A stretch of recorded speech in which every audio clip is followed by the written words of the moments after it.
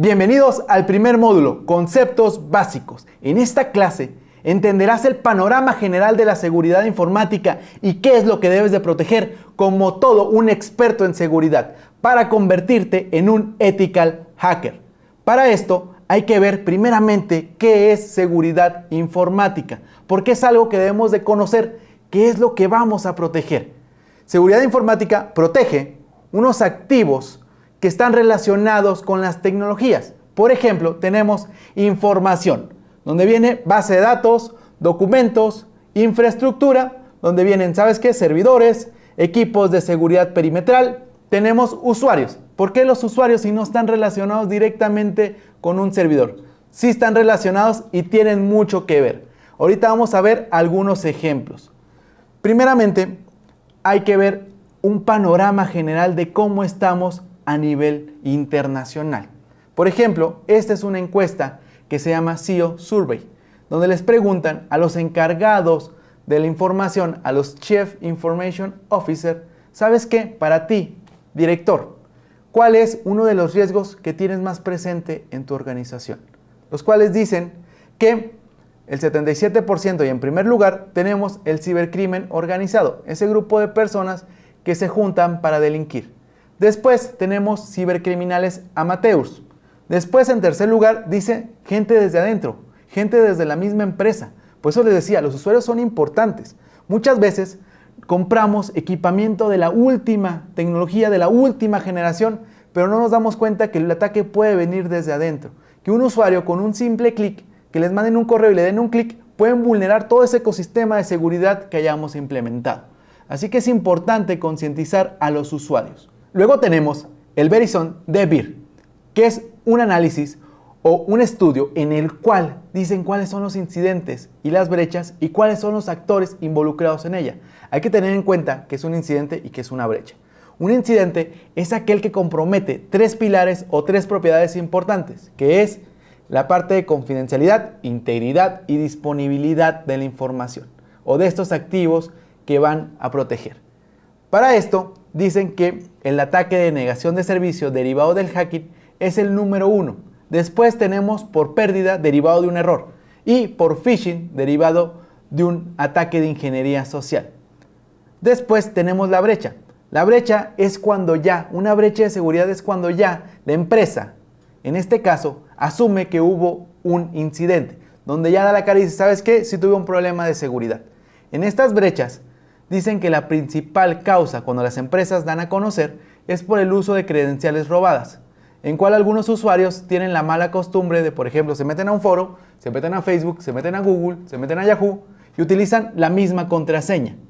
Que si uno de esos servicios se involucró en una brecha de seguridad y esos datos fueron expuestos de credenciales y correos, una persona malintencionada puede fácilmente dar con ellos, usar esa contraseña y tener acceso a todos tus servicios. Después tenemos un RAM Scrapper, el cual, por ejemplo, actúa en la parte cuando en un punto de ventas se hace un pago. En algún momento de esa transacción, el servidor manda los datos en memoria RAM y están en texto plano. Entonces, ese momento lo aprovecha para sacar esa información de las tarjetas. Y después tenemos phishing, o lo vemos mucho el phishing, ingeniería social. Es una técnica interesante que igual más adelante realizarás una práctica de cómo implementar una campaña de phishing. Después tenemos, cuando son internos, ¿de quiénes se trata? Tenemos, dicen, administradores de sistemas. Después, usuarios finales, los que ya utilizan solamente el equipo. Tenemos ahí doctores y otros. Después, cuando son externos, ¿cuáles son esos factores externos?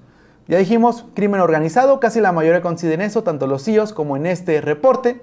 Tenemos aquellos que no están afiliados a nada y los que están afiliados a estados. Después, tenemos qué información es la que les interesa. ¿Por qué decíamos que información es un activo importante? Porque así aquí te das cuenta de que la información personal es vital. Muchas veces mencionan a la gente, a mí qué me pueden robar si no soy una empresa importante.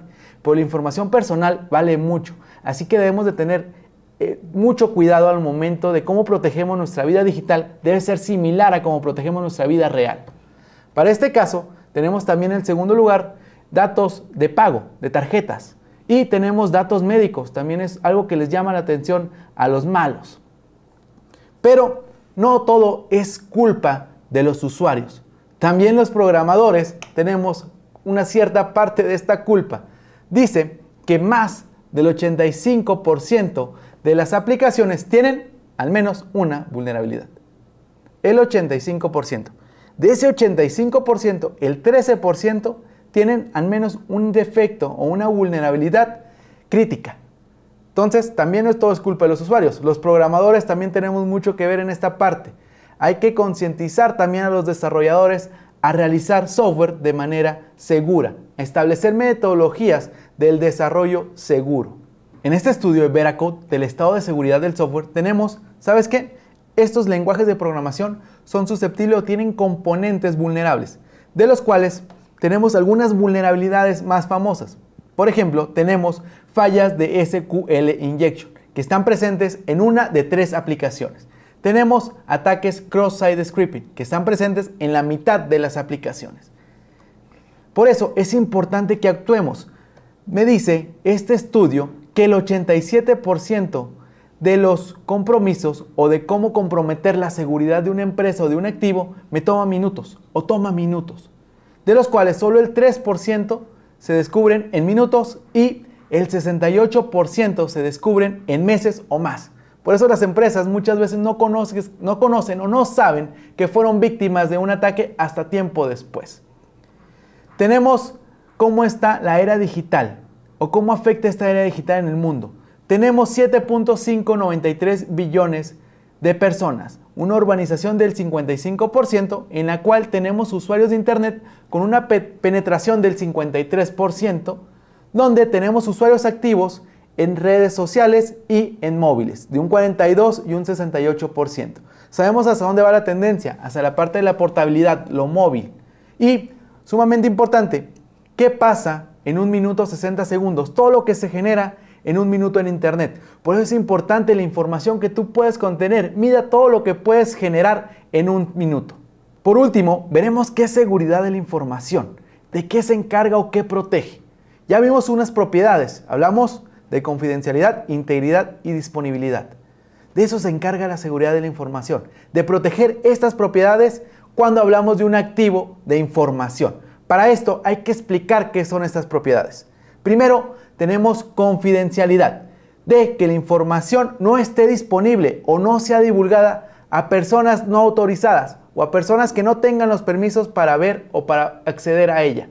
Después, tenemos integridad, de que esta información sea precisa y que esté completa, que no haya sido modificada. Y tenemos disponibilidad, de que la información sea accesible, pero solamente a aquellos usuarios que tengan autorización. En esta clase aprendiste lo que es seguridad informática, unas propiedades importantes que protegen la seguridad de la información y además ese panorama general de cómo se encuentra actualmente el mundo de la seguridad informática con algunos factores que pueden ser externos e internos, algunos usuarios que son vitales para las organizaciones y algunas debilidades que pueden ser de parte de los programadores. Te invito a la próxima clase para que te conviertas en un experto en seguridad, en todo un ethical hacking. Nos vemos en la próxima.